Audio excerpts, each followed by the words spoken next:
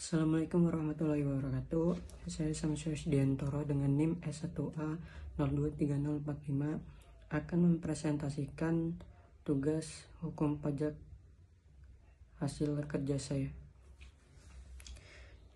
yang bertemakan pajak bumi dan bangunan atau perdesaan dan perkotaan. Yang pertama, masuk ke latar belakang. Pajak merupakan sumber penerimaan utama negara dan instrumen fiskal untuk pembangunan, pemerataan, dan kesejahteraan.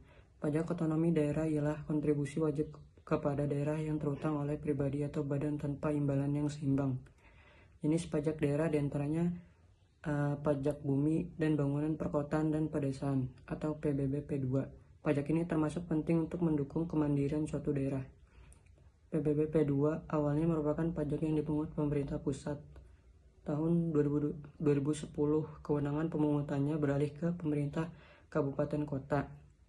Perubahan ini bertujuan memberi kewenangan yang lebih luas kepada daerah untuk menggali potensi pajak dan mendorong peningkatan efektivitas pemungutan pajak sebagai salah satu sumber utama.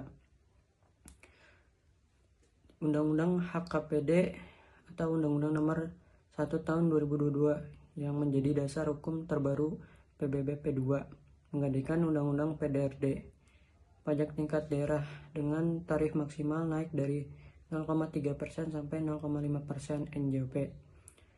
Kemudian NJOP dasar pengenaan 20-100% itu setelah dikurangi NJOP TKP. Kemudian masuk ke rumusan masalah. Yang pertama di sini ada bagaimana ketentuan pengaturan pajak bumi dan bangunan pedesaan dan perkotaan PBB P2 dalam Undang-Undang Nomor 1 Tahun 2022 tentang hubungan keuangan antar pemerintah pusat dan pemerintah daerah atau Undang-Undang HKPD. Kemudian yang kedua, sejauh mana kontribusi pajak bumi dan bangunan pedesaan dan perkotaan atau PBB P2 dalam meningkatkan pendapatan asli daerah atau PAD serta mendukung kemandirian fiskal daerah. Masuk ke dalam pembahasan. Pembahasan pertama mengenai pajak bumi dan bangunan pedesaan dan perkotaan atau PBB P2 dalam Undang-Undang HKPD. PBB P2 mendapat penguatan melalui Undang-Undang Nomor 1 Tahun 2022 Undang-Undang HKPD yang menggantikan Undang-Undang Nomor 28 Tahun 2009 dengan tujuan membangun hubungan keuangan pusat daerah yang lebih seimbang dan menjadikannya sebagai instrumen penerimaan sekaligus keadilan sosial. Untuk objek pajak meliputi bumi dan bangunan milik orang pribadi atau badan, dengan pengecualian untuk fasilitas umum nirlaba, hutan lindung, situs budaya, dan transportasi berbasis rel. Sedangkan subjek pajak adalah pemilik, penguasa, atau pengguna objek tersebut. Pajak bumi dan bangunan pedesaan dan perkotaan atau PBB P2 dalam Undang-Undang HKPD. Undang-Undang HKPD juga mengatur NJOP TKP minimal 10 juta rupiah per wajib pajak per kabupaten atau kota sebagai bentuk perlindungan agar masyarakat kecil tidak terbebani kewajiban pajak. Dasar pengenaan PBB P2 adalah nilai jual objek pajak atau NJOP dengan mekanisme assessment rasio sebesar 20% sampai 100% dari NJOP yang dapat disesuaikan kepada daerah sesuai kondisi sosial ekonomi daerah. Undang-Undang HKPD Pasal 42. Kemudian pajak bumi dan bangunan pedesaan dan perkotaan atau PBB P2 dalam Undang HKPD. Tarif PBB P2 dibatasi maksimal 0,5% dengan keleluasan bagi daerah untuk menetapkan variasi tarif. Misalnya memberi insentif pada lahan pangan atau peternakan, sedangkan aturan teknis lebih lanjut dijabarkan dalam Peraturan Pemerintah Nomor 35 Tahun 2023. PBB P2 berperan penting dalam memperkuat kemandirian fiskal daerah. Meski tantangan masih muncul dalam penetapan NJOP yang kadang tidak sesuai dengan nilai pasar, sehingga muncul gagasan penerapan tarif progresif agar lebih adil, khususnya di wilayah perkotaan.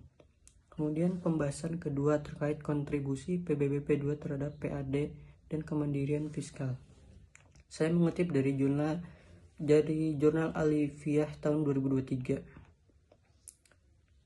Di sini PBB P2 berperan signifikan dalam meningkatkan PAD dan mendukung kemandirian fiskal daerah. Kemudian studi 35 kabupaten kota Jawa Tengah dari tahun 2014 sampai 2018 menunjukkan kontribusi positif PBBP 2 terhadap PAD dan belanja daerah, terutama pelayanan publik dan infrastruktur. Penerimaan PBBP 2 yang optimal membesar kemampuan daerah membiayai pengeluaran tanpa bergantung pada transfer pusat.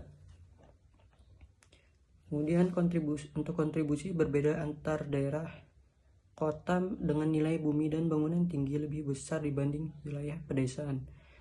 Efektivitas pemungutan dipengaruhi sistem administrasi dan kesadaran wajib pajak.